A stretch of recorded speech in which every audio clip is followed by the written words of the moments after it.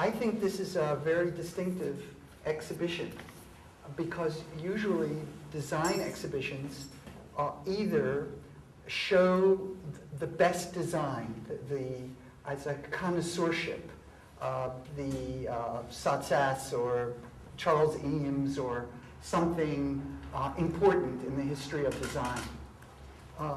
And that's one thing that's typical, but that's not this. The other thing that goes on is that you ask designers, how did they know what to do? And you write down what the designer said on the wall, that I was inspired by the mountains of Bolzano, or I was inspired by the parking lot, or I was inspired by Picasso. But really, when you talk to designers, in my experience, they don't know where it came from. They really don't know. And when you interview them, you force them to say something meaningful. But it's really a forcing. And I think what is so good about this exhibition is that it doesn't force anyone to say why they design. Instead, it asks them to send something and talk about this other thing. And I think in doing that, it reveals how designers think. And that's what I find most interesting about the exhibition. It's a kind of inventory of designers' minds. One example for an object or one designer example. And Vicky, you send us the Beijing Chinese stool from Beijing. What is the title, Beijing? And what is this project about? Yeah, maybe I take it here that you can watch. So you can just take it. You know, designers like to speak about something. Well, this is a Chinese stool, and I was in the summer in Beijing, in China, and the project was identity. So we could spend 1 month being there and being inspired by Beijing, and we worked together with craftsmen. And finally, I just was walking 2 weeks through the hutongs, that are very small villages there, where a little bit the poor people are still living, because Beijing is growing, as I think everybody knows, like China's growing. But I was really fascinated in the stools. They were everywhere, and they were sitting on it. And you see that yesterday, I forgot the name, but somebody was speaking about that things are alive and can go dead, but this kind of stools go never dead, because if it's broken, they just put another piece of wood on it. And I think it's amazing that somebody is sitting on such a stool his whole life. So this stool tells a long history about somebody. And this is just an example, but we bought a lot of stools in the hutongs from the people finally. And when they saw that we are really interested in this kind of stool, they all came inviting us from come in our homes, and we want you to buy them. And finally, we thought we are going to cast them in aluminium to make a kind of ode or homage to the makers, because I think the makers are the designers and not me, and that's what I wanted to show here. So can I just say that this is an example, I think, of a designer's mind, because I think other people would just go through the poor neighborhoods of Beijing and not see this. They would see the craft that they were selling, but they wouldn't see the thing that the people were using, especially because this is, in a way, ugly and makeshift, put together ad hoc. Yes, and I think it's really charming that these things, and that you see it's that they, yeah, I had some other examples, but they are in China because they are getting casted now. But you see a lot of textile, and they bent with ropes another pillow for the back because it was not functional enough, and they make it a bit higher by just connecting a few more legs under it. So I think I could use it as an inspiration to make my own designs, but I thought I can't make a better chair or stool than they do, so I just want to show a homage to them. But it's no, yeah. Sorry. But the Chinese people, were they wondering about? Did you collect them and did they?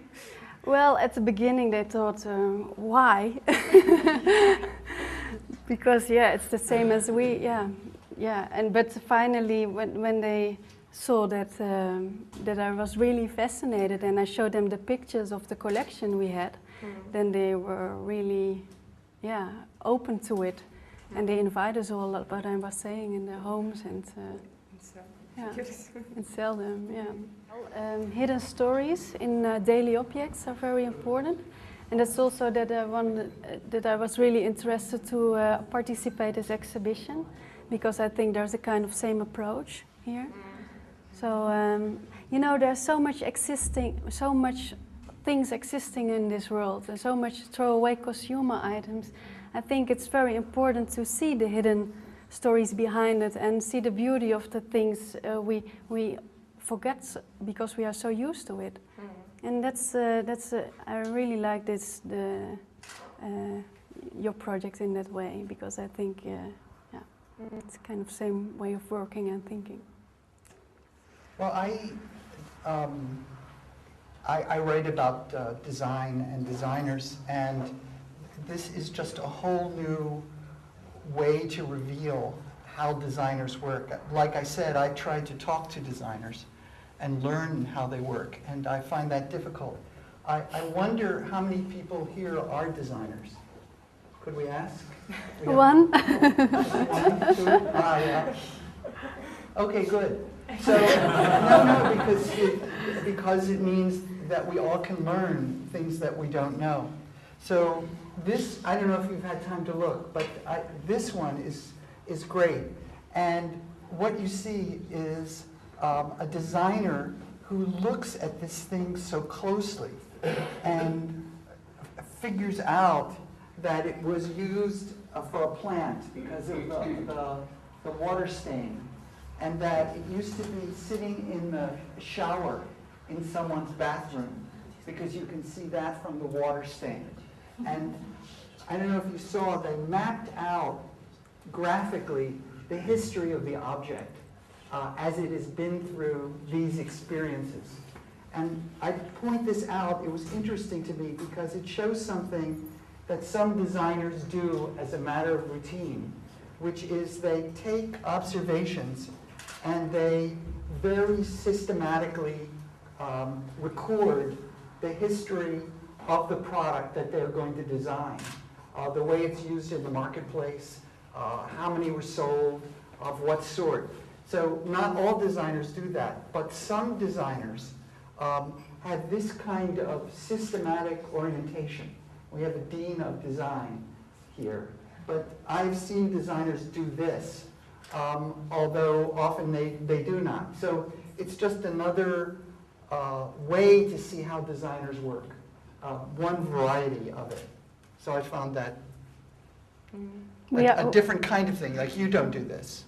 No, I don't do that. Right. But what we do both is research to the things around us and react on that, and look how social conditions work, and make new products as a reaction on that. I think that's and one designer does different than the other one. It's the same in your job, I think. You write other things than another colleague. Right.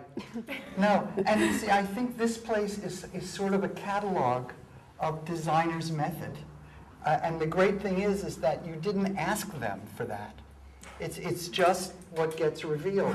So on this piece, which is a chair that is very idiosyncratic in its manufacturing process. And then this is wonderful that you see the history of the research, of the correspondence between the designer and the factory, because the designer was trying to figure out how this chair came to be like it is, this kind of marble look of the thing. And that reveals something else that designers sometimes do, which is they engage in very close research to find out how a product already on the market was made that way. Because maybe now they want to try to duplicate that finish in something that they're doing, or for some other reason. So here you see the actual correspondence. And I was interested to see that the company actually responded, because I many times have written to corporations for information, and they don't respond. And they did in this case. Okay. Thank you very much.